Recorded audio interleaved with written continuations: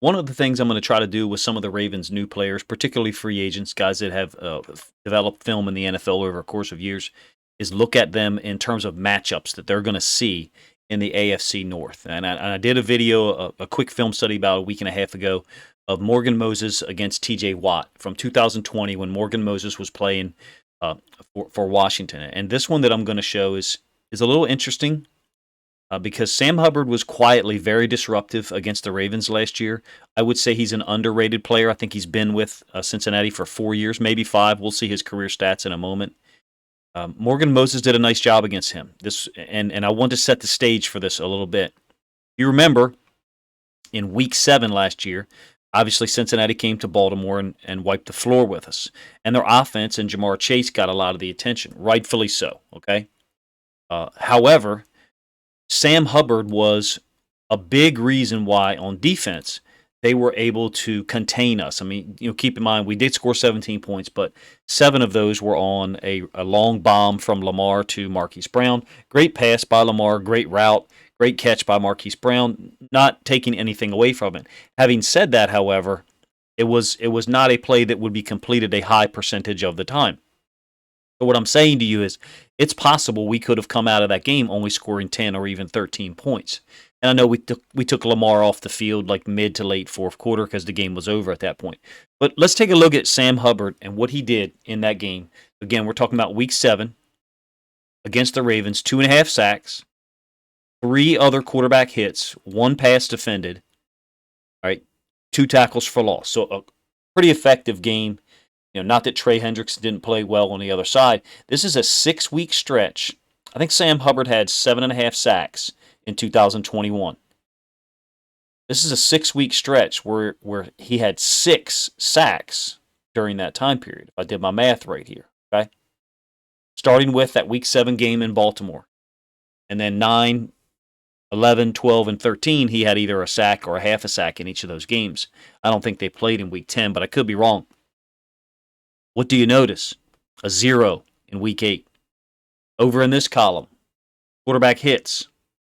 That 6-game stretch. What do you notice? I can't besides the fact that I can't draw a straight line. A 0 for QB hits.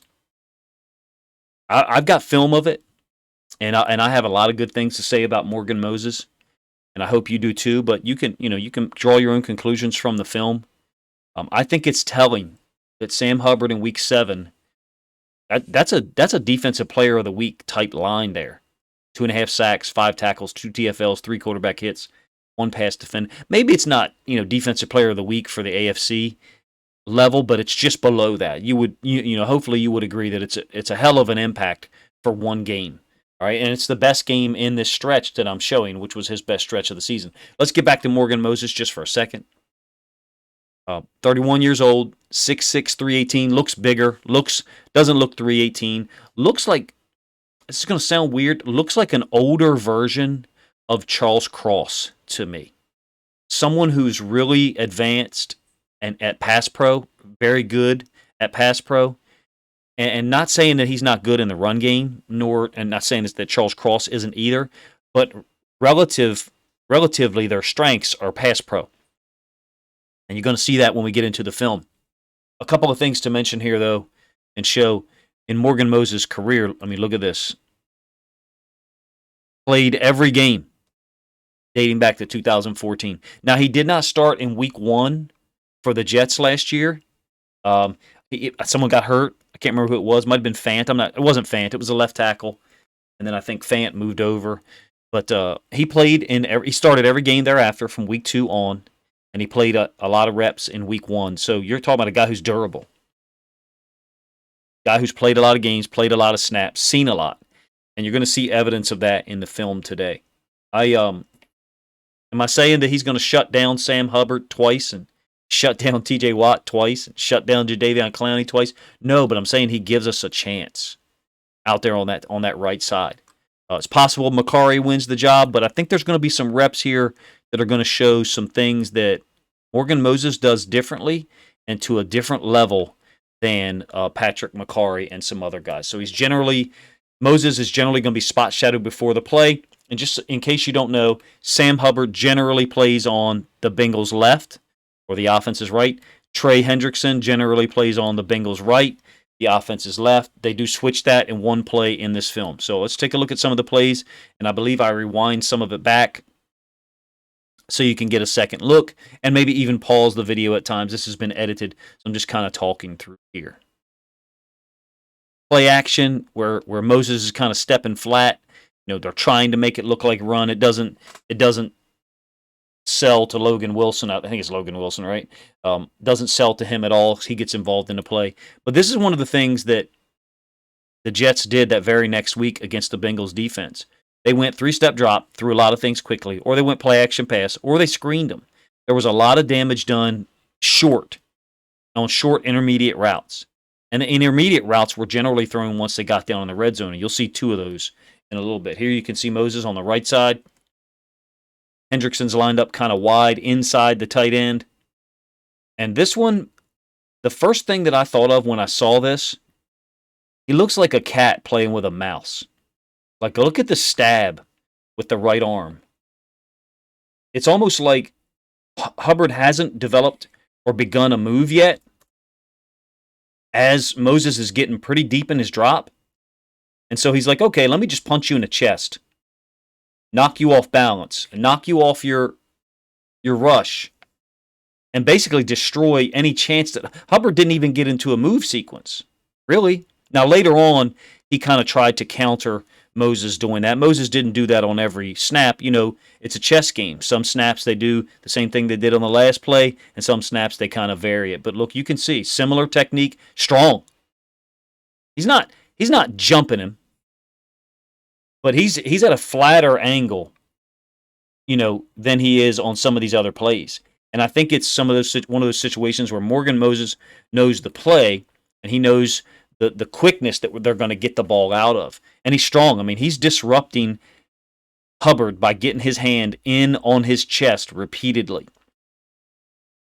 And then that was the very next play. So just so you are aware, let me pull that back, and I forgot. This play here, he just basically manhandles Hubbard with one arm, prevents any move from happening, literally disrupts his path, pushes him off his path, like a hand check in basketball. And I believe this is the very next play. It might have been 2 plays later. Look at what the Bengals do.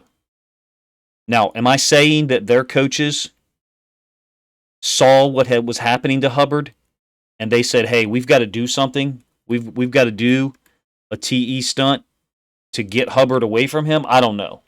It's possible, if you look at the progression of the plays, that someone up top said, hey, Hubbard's getting his butt kicked. Let's go ahead and run a TE stunt. Whatever they call it, text, whatever. By the way, great throw that I showed in another video from like a week ago by Mike White. And then the 2 plays later, I believe, they've put a linebacker over top of Morgan Moses. And this is somewhat similar to what the Dolphins were doing against the Ravens, if you remember. Now you only have 6 guys, 6 helmets on the line of scrimmage, but Wilson is going to step down and then retreat to get in a pass drop. Morgan Moses seems unconcerned for whatever reason. I mean, maybe scouting, they knew something, but look, he gets same concept. Hubbard tries to counter it with the outside arm because he knows, okay, he's into my chest with his hand. And at this point, Moses had done this to him like 3 or 4 times already in the game. And Hubbard's trying to counter it. Look at the strength of Moses and the balance. Hubbard knocks his hand off. He doesn't lose balance at all. I don't know. I mean, maybe I'm reading too much into it. Maybe I'm trying to see something that's not there. But to me, it looks like a big, strong, athletic guy playing against someone that he knows he's a better athlete than. Because I even texted this to a friend of mine who's an OLine guy and said, what does this remind you of? When do you do this? When do you do this to someone? Jam your outside hand in the middle of their chest, before they can develop. And he said, I do it when I know I'm better than someone. I do it when I'm better than them and they can't do anything to me. All right, he check this out. He picks up, they've actually switched it now. Hubbard on the other side does a nice job of covering this running back. Hubbard is here, okay? They've switched him and Hendrickson for whatever reason. Hendrickson comes here, and then you have the blitzing safety, Jesse Bates, off the edge. Watch what Morgan Moses does, and then I'll rewind it again so you can see Hubbard. makes contact with Hendrickson, knows the guard is stepping out on him, and then slams into Jesse Bates. Of course, it's an incomplete pass, almost intercepted. Watch Hubbard on the other side. Underrated player, man. And they do this with Hendrickson, too. They don't so much do this with Sample, the other 96, the other DN that kind of backs up Hendrickson. Those guys are versatile. And if you've been watching this channel long enough, you know the high opinion that I have of the Bengals defense. Moses on the right side again. Hubbard is trying to hand battle with him, hand fight with him. And Moses is able to, first of all, I think Hubbard has a hold of his wrist. But it's not breaking Moses' posture at all. He's not able to turn at all. It seems to not bother Morgan Moses. Again, he reminds me of Charles Cross from a pass pro perspective. A big guy, quick. You know, I know that one of the things that was said about Charles Cross was that he's light, and I don't think Morgan Moses is light. Apparently, he's played at 330 before. The data that I just showed you a while ago had him at 318. You know, where is he in 2022? As far as weight, I'm not sure. He picks up the blitzing inside linebacker here, lets Sam Hubbard go, obviously. Short completion to the running back, which is that's what the Jets did. Short completions, getting the ball out quick, not letting the pass rush develop. You know, could we do this all game? I don't want to do this all game. I want to beat them deep sometimes. Another example of the the DN stemming inside, and it looks like to me, I almost said Charles Cross. It looks like to me Morgan Moses is aware of it. He knows it's coming, so because he picks up the safety, and it looks like the guard picks up Hubbard. Smooth, easy. Hubbard gets a pass defense. I think he had 2 passes defense in that game. He's very adept, Sam Hubbard, at getting into passing lanes. If you remember, he disrupted 2 RPOs by Lamar in the Baltimore game in Week 7. I thought there was times where on inside moves, Morgan Moses did not look as smooth and unbothered. I thought there was times where on inside moves, it looked like there could have been a lane to the quarterback, but he does adjust well. I think he's almost inviting the inside move because he knows with his size and arm length, he's going to be able to step down. You know, does that mean is a spin move going to work? I don't know. There's a little bull rush by Hubbard that actually, you know, does kind of dislodge Morgan Moses, move him back a little bit. But what's the key to it? He's got his hands on the inside here. You know, which you don't have to have. Depending on what move it is, you don't have to have your hands on the inside. You know, if you're doing a speed rush, you don't want your hands on the inside. You're trying to avoid the guy and win with the inside hand. Hubbard, you know, gets some movement there. Still a completed pass. At the end here, you're going to see that rep and maybe one other rep that isn't, you know, spectacular from a standpoint of Morgan Moses. Hubbard is actually off the field here, and Moses, I think, gives up a pressure to the D tackle number 92. Probably statistically, that's attributed to him. But if you really watch this closely, a couple of things become obvious. First is slide protection. The fullback is taking the D end. Okay. When I say fullback, there's a fullback right there. He's coming down, taking the D end. Everybody else stepping away from that D end. That's just classic slide protection. But watch what happens. This running back coming through here makes contact with Morgan Moses and actually kind of knocks him off balance, if you ask me. Helps him get turned more than maybe he would have otherwise been. Although the D tackle does appear to be winning here before there's contact with the running back. I think we've got the potential to have a right tackle who can win most of his battles against the pass rushers we're going to see in the AFC North. And that should be the focus. Is that we've got 6 games against the Browns, Bengals, and Steelers, and they've each got specific rushers on their left side, the offense is right, that Morgan Moses has film of him going against them and doing well. I have yet to find any film of Moses against Jadeveon Clowney, to be honest with you. Maybe it exists, but this game from Week 8, I thought was very instructive because the impact that Sam Hubbard had against us in Week 7, it was obvious statistically and obvious when you watch the film that he was disruptive over there on the right side. And again, I like Patrick McCarry. I think when McCarry was healthy, he was a way more effective player at right tackle than people give him credit for. People have complaints about him at center, and are they going to move to guard? I don't know. All I know is he did play well for us at right tackle last year when he was healthy. When he was not healthy later on in the year, Patrick McCarry looked like a different player. Having said that, Sam Hubbard did win a lot of snaps, a lot of matchups with Patrick McCarry that he did not win with Morgan Moses. And that's the same thing I said about TJ Watt. I showed the TJ Watt video a couple of days ago of TJ Watt against all of our right tackles he's faced since 2019. Patrick McCarry, Orlando Brown, Tyree Phillips when he was over there at right tackle, unfortunately. I think it's Davis Sharp, number 62, who was in some in the home game in Baltimore, I believe. And then those same moves that TJ Watt was using against those guys the last 3 years just didn't work against Morgan Moses. They just didn't.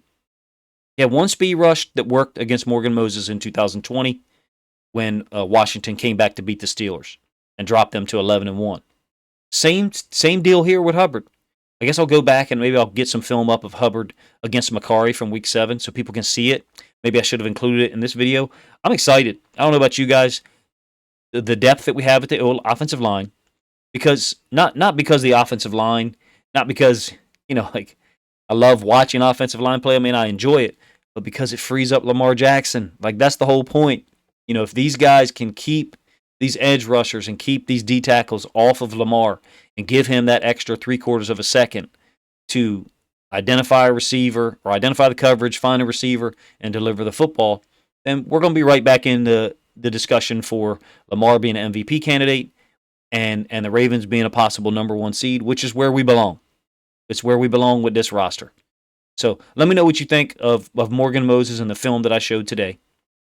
And if you have any other suggestions about matchups that he's had, that he will see again this year that will be important, and things maybe that you see differently. Maybe you see some things differently than I do. I did show 2 reps here at the end that were not great reps. There was the bull rush by Hubbard where he got into his chest a little bit, and then this D tackle went in here, which I think there were some circumstances that influenced Morgan Moses negatively on the play. But in any case, he was already losing the snap, I think, before making contact with the running back. Let me know if you guys are enjoying these.